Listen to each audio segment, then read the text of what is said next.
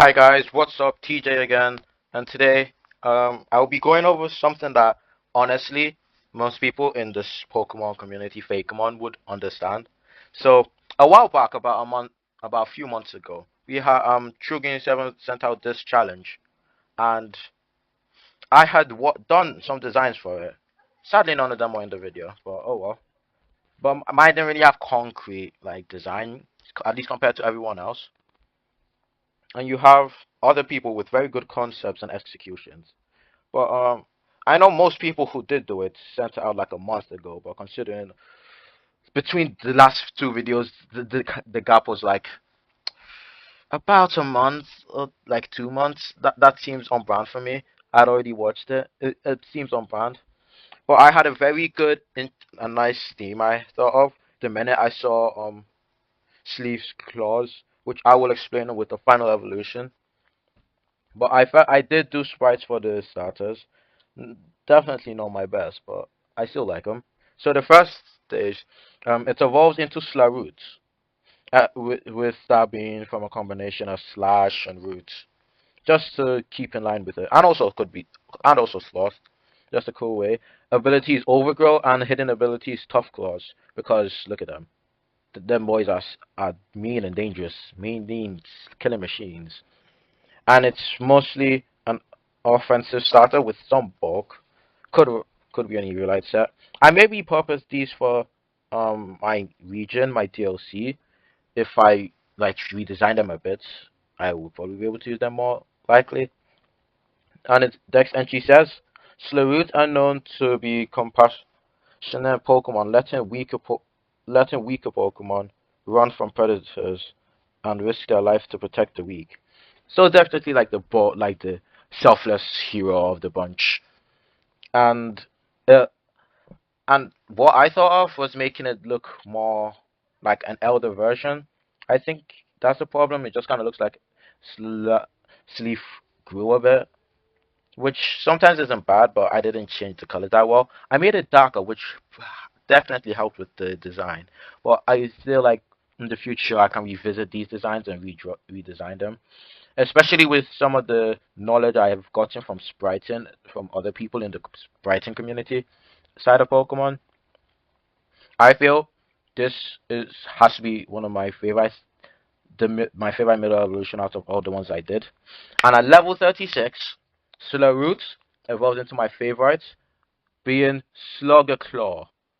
Slugger Claw is one of my favorite Pokemon, known as the Tough Claw Pokemon. Or didn't really give them categories actually. It's I think I'll just call it the Jungle Guardian Pokemon or Jungle Claw Pokemon. I think that's what it would be called. And it's upon evolving, it has gained the Steel type, making it a Grass Steel type. And with the stats, it's definitely more oriented to offense, bulky offense, with having good speed, good bulk with 100 HP and 90 in defense and 18 special defense, and 120 plus the Tough Claws hidden ability makes it great. Now my friend Toasty helped me with some of the dex entries since I'm not that good at making them. And its dex entry says teams of Slaroot have Slugger Claw as their leader. Through their collective strength, they protect those weaker than them. It has a rivalry with Toxicroak. Before I forget, Slugger Claw's name comes from Sloth, Geki, and Claw. Now, Sloth and Claw are easy to grasp. Now, why Geki? Because it ties into the inspiration, which is Super Sentai. Uh, Side note, the first thing I thought of when I saw Sleeve's hands, I immediately thought um the Jungle Master mode from Jungle Fury. And how I got into Super Sentai, after Cosmic Fury, I hated that show by the way. I feel like it was terrible. Like most portrayal of stuff was like completely butchered. After that, I was annoyed with the suits. I found out it came from when Cosmic Fury was coming out, people were speculating which Super Sentai would come from. A friend of mine told me about this like way back in elementary, but like I didn't know and I didn't have that much access to the internet back home. So when I discovered this, I decided, oh, let me go and check it out. And so I got So Cosmic Fury's Super Sentai counterpart is um Q Ranger, Uchu Sentai Q Ranger, which they only from the Zord. Side note, side tangent. I hate how they are dinosaur themed animal Rangers, but they have animal themed Zords. That aches me. So Mighty Morphin might have done that, and they might have had dinosaurs. They just screamed the dinosaur name. The thing is, in Mighty Morphin, at least one of the Rangers was completely different, being the White Ranger, because the White Ranger came from Die Ranger, and Die Ranger was the set was a season that the Thunder Zords came from. So at least they had representation in the Rangers, even a little bit. And the Dinos Zords actually turned into the Thunder Zords, so they had an excuse. But the Cosmic Fury Rangers just had the Dino Zords destroyed, and their morphers just still look dinosaur themed. At least with the My Morphin morphers, they are not explicitly dinosaur themed. But meanwhile, you have the dinosaur theme, and you have the dinosaurs in the transformation, and then their helmets are very dinosaur adjacent, but they aren't dinosaur themed Zords, and that aches me. Also, how they did the Zords, but side tangents over for now. Yeah, so Geki comes from Geki Ranger or Jukin Sentai Geki Ranger or Jungle Fury. Because when I saw these hands, my first thought was that looks like the booster claw, the claw booster, which allows the Jukin Ranger, or refer to them in Power Rangers, the Jungle Fury Rangers, KCCO, and I forgot the name of the girl. I wish I didn't, but they in the show they had gotten it from the Masters, and with the claw booster, it allowed them to access Jungle Master mode, which Lily, Yellow Ranger's Lily. Yeah, search that up, guys. Um, and so basically, that also is what it represents, and secondary thing is representing the power of the forest. All of them have like power of some sorts represented, and it has a signature move called Boost Claw, an 80 base power steel physical move that always boosts speed as the user strikes the foe with a strong rush of the claw. Essentially Aqua Stab but for steel types, which is a good alternative to Iron Head in my opinion, because you rack up speed and become nigh untouchable, because you also have good bulk. But enough of that. If Kindle, which when evolved, it evolved into Rokai, and Rokai is a mixture of Roadrunner and Kai, meaning fire in Japanese, with the ability Blaze and the hidden ability Serene Grace. It's the fast special attacker of the group, which, and its essentially says that sheer speed, through that sheer speed, they protect those they can. But due to this, they have an ego and pride comparable to Primplop. Which the whole my thought process was, it looks like its legs are the main focal points, so I thought, let me make it more explicit. Its wings don't change that much, and it has a different marking on the face, and the tail feathers are a bit bigger, along with the head crest. But besides that, the rest of it is just essentially Quick Kindle but bigger, which I think that's one of the reasons why mine didn't get it. I'm not sure if there was like feedback sent. If there was, I didn't check. Sorry if there was. But on the other hand, I'm happy with this and with the rest of the Pokemon in this video. So I hope you guys like it as well. Hey, I may even sell it off if someone wants it, if I don't see any use for it. But at level 36, Rokai evolves into Runelio. Runagi, hmm, Runagi, Runagielo. Runagielo is what I'm calling it. Runagielo. It comes from Rune, Magi, and Halo.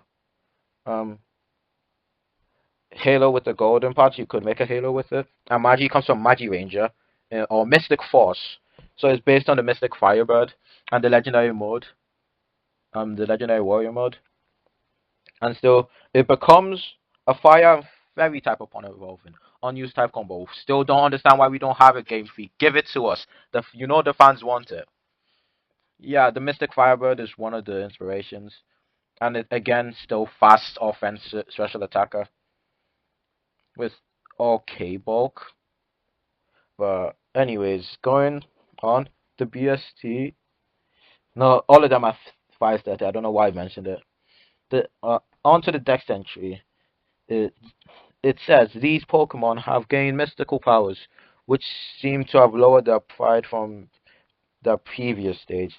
They rarely run on the ground due to their new abilities, which is evident in the fact that they're not touching the ground.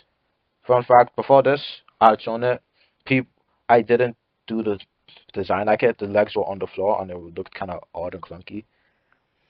But anyways, its signature move is Blazing Halos, which is a 40 base power fire type move, where the user launches two flaming halos at the foe and may leave the target burnt. If it's 20, then along with Serene Grace, two 40% chances to burn the foe makes it incredibly cracked on that. Incredibly um, overpowered, probably the most overpowered out of all of them. And it represents the serenity of the sky or the air wind, which is nice, I guess. Like not, I guess, is something I put together. In its design, I wanted to give it this like mystical feel, so that's why a lot of the body is like golden plated. It's like I feel if I was to connect Rokai a bit more, maybe show the yellow in its design, maybe show the resemblance of some armor in it, it would be like a cleaner transition. Because right now, you completely lose like the color scheme, the the color of the body changes completely to just a red and some white, which I feel like is another reason why I didn't get picked. Also, it may look a bit more legendary than it's meant to be, because all over the place is like green plating, like no armor plating, not green, like on the wings, on the legs, on the tail feathers, even the beak is somewhat armor-like.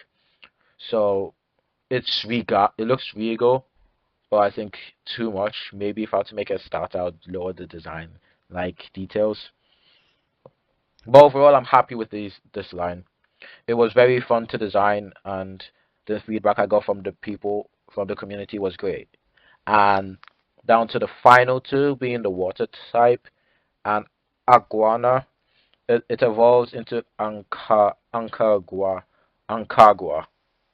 Ancagua actually, be it coming from Ankylo and Iguana.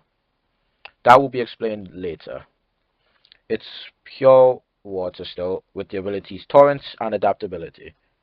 Now, its role, if not evident enough here, is it being a bulky physical attacker, slow, bulky physical attacker. And I thought, if it's on two legs, let's do the the Skeletors treatment and put it on all fours. But let's not wait to do that because people don't like quadruped starters. I say that while the first Pokemon I showed you all is a bipedal starter, but I feel like it's like Ursaring-esque, so it's not like too humanoid where people will be feel uneasy about it. And if they do, oh well, I love him. I'm my number one supporter. Seen some videos about it. If I'm not the number one supporter of my projects of my work, who will? Also, a unique thing. Throughout this line, I think it's the only one where the eye color changes. So Iguana Sprite, it was uh, orange, not a yellowish tint, and the Ancaguana, it's Ancaguano Guau. It's more of orange, and really the design is just it on all fours and having more of like it's coral. I found out now. I'm not sure if I subconsciously knew it or not. I feel like the way I had done some of the things made me think that I knew it was coral, but I don't know honestly. Its dex entry reads: These Pokemon are known to be strong for their size and take on the likes of our alligator. However, this is rarely seen as they are very lax. So these guys, I'll tell you all the overarching theme besides this Power Ranger slash Super Sentai theme. And with that being said, at level 36, Ankaguana, Ankaguau evolves into Iguabaron. Iguabaron. Iguabaron comes from Iguana, Aber, and Thorn. And Aber from Abaranger or Dino Thunder for Power Ranger fan. Originally going to be based on Power Ranger or Wild Force, with it being animal themed, but the thing is, the closest animal I could get was the crocodile. Sure, this isn't a dinosaur, but it gave me the excuse to make it a water dragon type of pawn evolving with great HP, good defenses, and a decent 100 attack, boosted by adaptability, making a beast. I love him. This would be one great water starter in my opinion, with good recovery and all. It's slightly based on a few things from Avenger slash Dino Thunder. It being the first being the Ankylozord and the spikes and all, being able to do that, and the tail. The tail's more so when the Zord combines with the Triassic Megazord, and along with three other Zords, then it would be more resembling that. This tail will be more resembling, will have a more better resemblance. Sorry, butchered that. Better resemblance to the tail of the Ankylo, and it's also based on Super Dino mode, cause I'm finally gonna explain another theme. Each of these are based on not just a weapon of the power ups in each season, with Slugger Claw being based on Smash Super Mass Jungle Master mode, as mentioned before. Runajalio being based on the Legendary Warrior mode, like I've said, and Igua Baron being based on Super Dino mode, and also weapons to an extent. The with the claw booster from Jungle Fury, the staff, and with Iguabaron, kind of just like a lance or the Ankylozord in the Triassic Megazord or the Ultrazord from that. But out of the way, finally Dex entry is their sheer size and power allow for them to easily defend the weak. However, they usually only interfere at the last moment, risking their safety, which is sort of how it is for Power Rangers, because all of them are also sort of based on different parts of it. Slugger Claw is more easily resemblant of the Ranger themselves. Runajalio, it's based on like the battle eyes being the staff in relation to the gold and the fiery looking wings, and then Iguabaron. It's that sounds so silly, but it's based on the Zords themselves and how usually it's only when the monsters go big that they summon them. That's why it's all about the sheer size and power, and it's coming in at the last moment. But with that, its signature move is Draco Spike, where the user strikes the foe with a tail spike and may also lower the target's attack stat. As 90 base power dragon move, and with the fact that it has adaptability, it goes crazy. I love it. And this one represents the wrath of the sea. So we have the power of the forest, the serenity of the air, and the wrath of the sea. So land, sea, and air as well as a concept. But last few things I want to say is number one, not number one. Number one, yeah, thank you for anyone who watched this. And I promise that at least there will be two videos close in between each other like I did last week. In the last fortnight. And secondly, these guys have Japanese names because, I don't know, I decided to. And Slugger, they basically got the words that from their meaning in English and then just put it in and made a Japanese name. So Slugger Claw's Japanese name is Name Jukem. Runajalio's Japanese name is Rana Magiero, which is alright, I like it. And Iguabaron's Japanese name is Tokabatoge. Tokabatoge. I like it. But with that being said, I hope you enjoyed the video. Please consider liking and subscribing. Tell me what you think of the designs in the comments below. Suggest video ideas. With that, thanks for listening to me yap.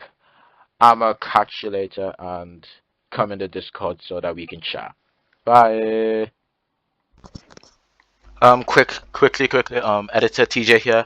Forgot to mention that the markings on Slugger Claw are meant to resemble the Jungle Master mode. The actual design with the stripe-like patterns on its belly that I just wanted to quickly say that. And anyone who still watches, thank you. It means so much. I hope to involve y'all in this in my DLC. Since I am get still doing it, I am working on that on the side. Hopefully, I'll get a demo out soon. But I will be out for the last 2 weeks of the summer here in Gala, UK. So with that, I hope you guys have a great rest of your day, and hope to see you in a few days.